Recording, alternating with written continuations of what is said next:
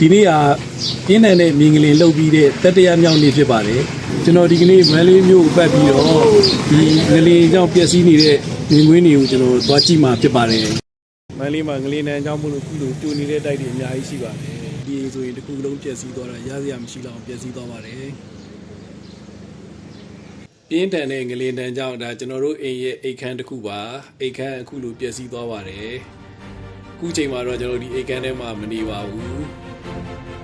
အပြင်မှာထွက်ပြီးတော့ညဆိုရင်အပြင်ထွက်ပြီးနေရပါတယ်တော်တော်များများကတော့နောက်ဆက်တွဲငလင်းအသေးလေးတွေဆက်လုပ်နေတာကြောင့်မို့လို့အိမ်ထဲမှာမနေရကြပါဘူးညကြရင်အပြင်ထွက်ပြီးနေကြပါတယ်ကျွန်တော်တို့အိမ်ရဲ့အပြင်နိုင်ငံမှာပြင်းထန်တဲ့ငလင်းကြောင့်မို့လို့မန္တလေးမြို့မှာပျက်စီးတွေလည်းအများကြီးတေဆုံးမှုတွေလည်းအများကြီးဖြစ်ခဲ့ပါတယ်ဒီနေ့ဆိုရင်တရုတ်ကရောအိန္ဒိယရော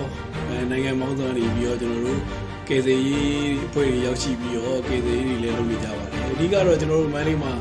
ကယ်ဆယ်ရေးပစ္စည်းကောင်းတွေမရှိတာအတွက်ကြောင့်မို့လို့အခုလိုအချိန်တောင်နေပြီးမှကယ်ဆယ်ရေးတွေကိုလုပ်နေကြတာဖြစ်ပါတယ်